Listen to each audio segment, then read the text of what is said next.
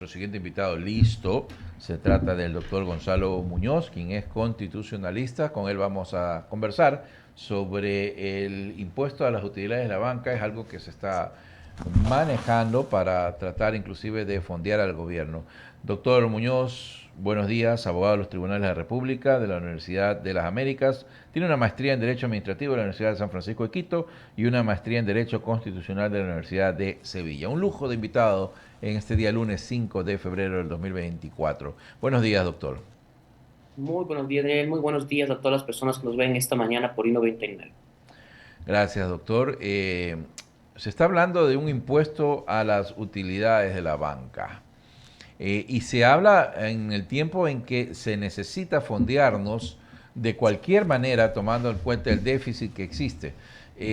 ¿Esto es viable? ¿Hasta qué punto? Y si los fondos que en realidad no pertenecen a la banca privada per se, sino a los usuarios, el negocio que se estaría tributando también es el de los usuarios indirectamente. A ver, ¿qué es lo que está sucediendo en estos momentos? El presidente de la República, en ejercicio de las facultades que le confiere el artículo 135 de la Constitución de la República, envió al Parlamento, a la Asamblea Nacional, un proyecto de ley para aumentar el impuesto al valor agregado, el IVA, del 12 al 15%. Es potestad de la Asamblea Nacional tratar precisamente esa modificación al impuesto que envió el presidente de la República. Ahora, ¿qué pretende hacer el Parlamento violentando, desde mi criterio, desde mi punto de vista, la Constitución y la Ley Orgánica de Función Legislativa? Pretende crear unas contribuciones, unos impuestos que no han sido iniciativa del presidente de la República. Olvidémonos si estos impuestos o contribuciones son a las utilidades de la banca, si son a las utilidades de las empresas o incluso a las personas naturales, como en un momento quisieron realizar en un borrador de informe que se le filtró a la Comisión de Desarrollo Económico. Esa potestad para crear un nuevo impuesto o una nueva contribución no es potestad ni facultad de la Asamblea Nacional. Estaría contrariando el propio artículo 135 de la Constitución de la República, que única y solamente le conceden la facultad para crear, modificar o suprimir impuestos al presidente constitucional de la República. Es decir, la Asamblea Nacional estaría creando un impuesto contrariando expresamente la ley fundamental y la ley de la función legislativa. Ese es el problema de fondo en este caso.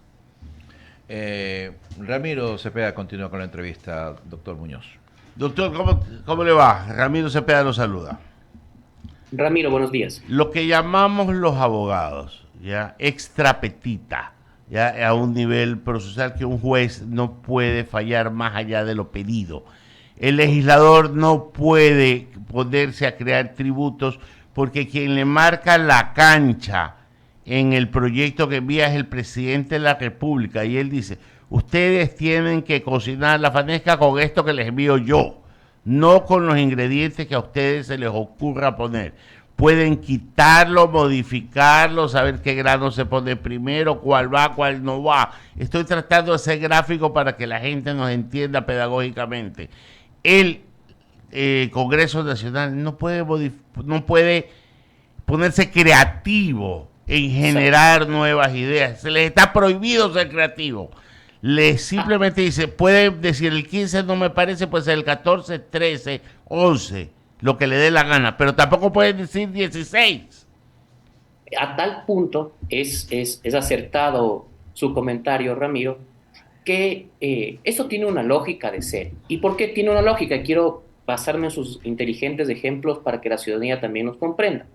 Vamos a poner el ejemplo que el día de mañana, el mismo ejemplo que el presidente de la República pide aumentar el IVA del 12 al 15%. Y la Asamblea Nacional le dice, no, presidente, no estamos de acuerdo, pero hagamos otra cuestión. Eliminemos el impuesto a la renta, o en su defecto subamos el impuesto a la renta del 25 al 75%.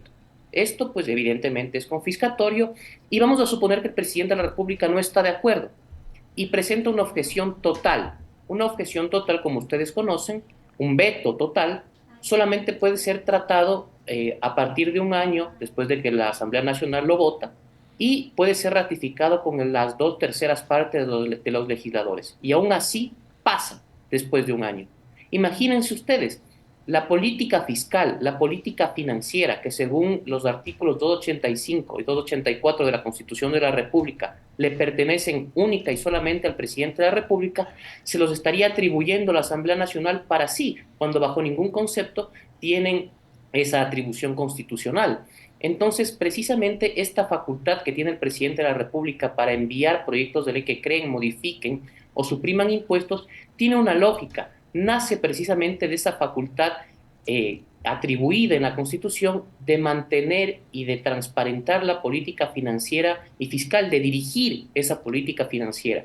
El momento en que la Asamblea Nacional se toma para sí esta atribución de crear, modificar o suprimir impuestos sin iniciativa presidencial, le está menoscabando esa facultad de dirigir la política fiscal al presidente de la República.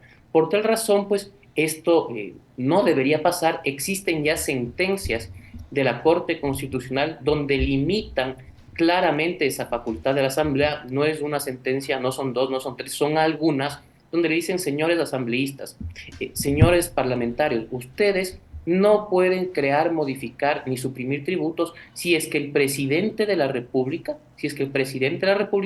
no es el que presenta la iniciativa legislativa. No tienen esa facultad. Gonzalo, vamos a otro tema. Digamos que pasa, ¿ya?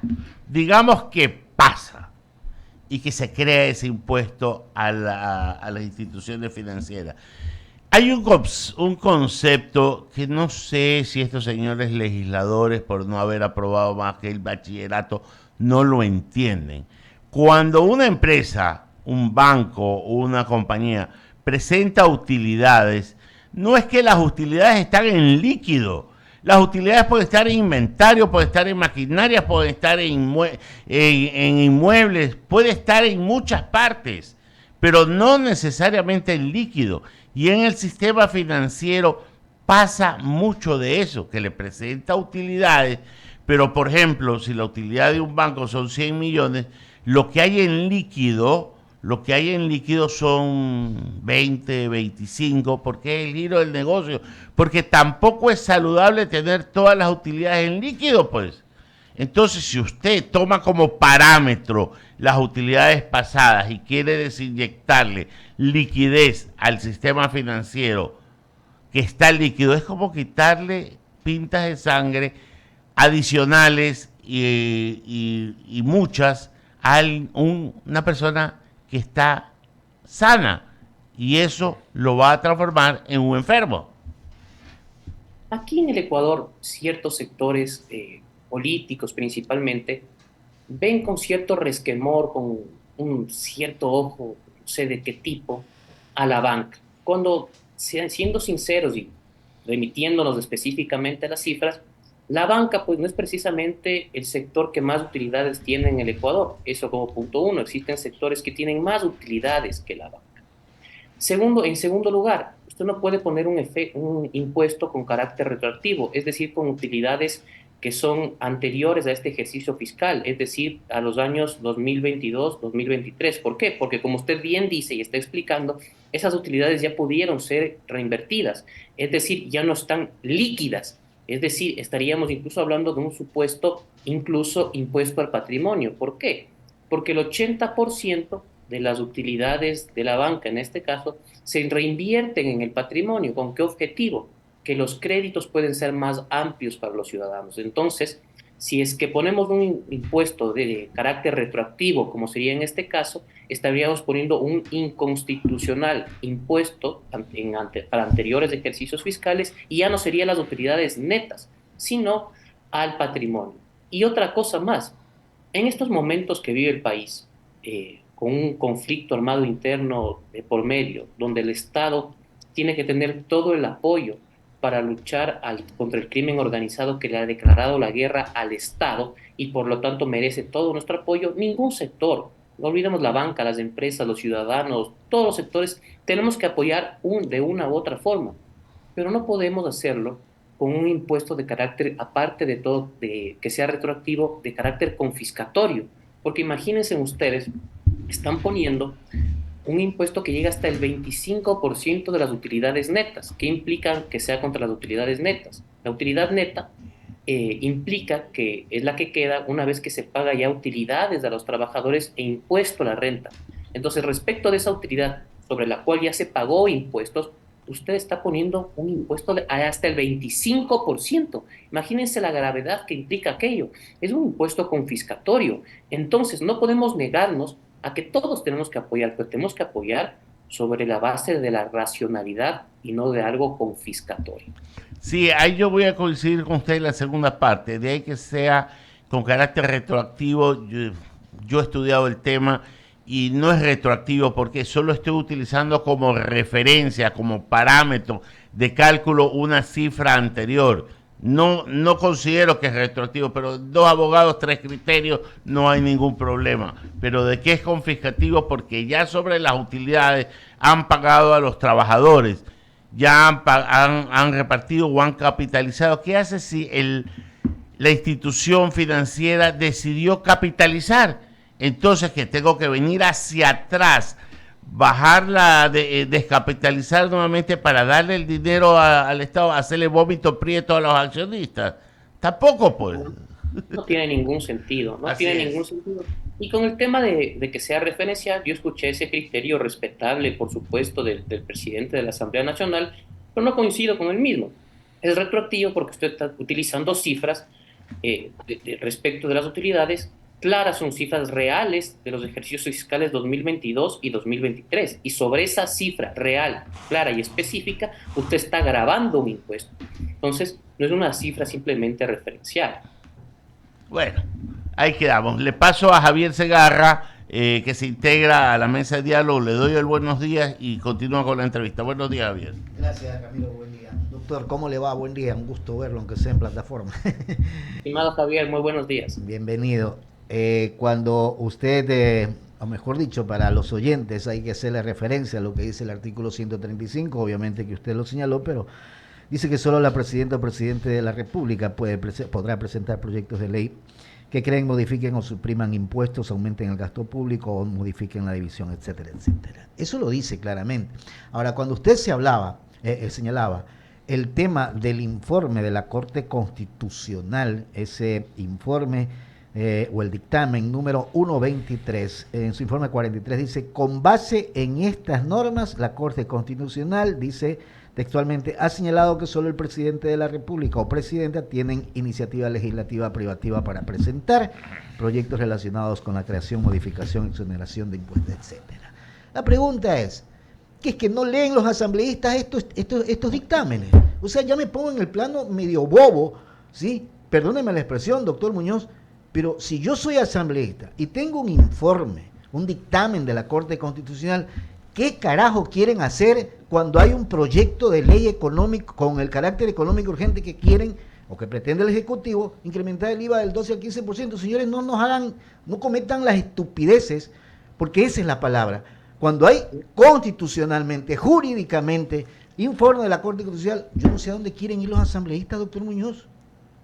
Estimado Javier, ese es uno solamente de los que usted está leyendo. Correcto. Ese es del último. Ese, si mal no estoy, es de enero del 2023. Ese ya es la conclusión de todos los que han explicado. Hay otro dictamen de la Corte en la cual la Asamblea Nacional aprobó unas reformas a la ley del anciano en esa época con un objetivo loable, un objetivo que planteaba aumentar ciertas exenciones tributarias o impositivas para las personas adultas mayores.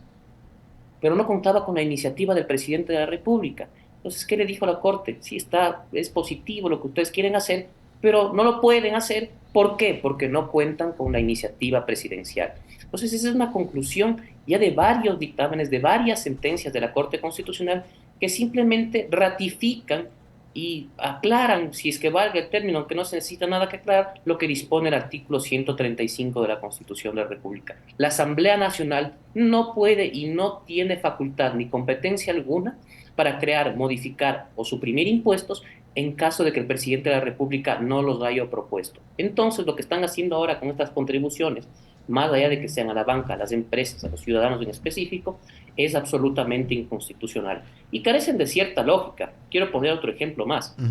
En el proyecto anterior, en el proyecto energético, para superar la crisis energética, pusieron ahí una disposición transitoria también que no tenía nada que ver, que en cambio esa se va a caer no solamente por el tema de la iniciativa, falta de iniciativa presidencial, sino que encima más viola el principio de unidad de materia porque pusieron una transitoria tercera para eliminar la exención del impuesto a la salida de divisas igualmente para los bancos en el caso de crédito tributario, de crédito externo, para cuando acceden a créditos externos.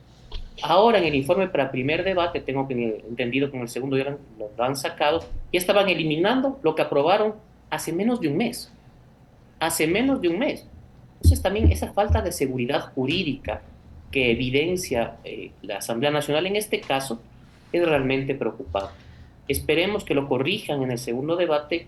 Hay que ver cómo se vota esto, toda vez que pues en el tema del IVA es evidente que no va a existir apoyo. No sé si esto se va a terminar votando por bloques o por artículos, pero esperemos que se tome conciencia respecto de la constitucionalidad de las actuaciones del Parlamento. Hay que dejar a un lado el populismo político, porque lo contrario, este país no recuperamos la institucionalidad por estas clases de análisis que hacen en la Asamblea, cuando que lo que buscamos es justamente la institucionalidad en el Ecuador. Exactamente, estimado. Esperemos que se tome conciencia y se lo haga con responsabilidad. Doctor, agradecerle por haber estado con nosotros. Buen día, buena mañana, buena semana también. Muchas gracias a ustedes, gracias a todas las personas que nos han escuchado y visto esta mañana. Gracias, el doctor Gonzalo Muñoz, constitucionalista. Yo creo que, más claro ya no se puede ser en este país.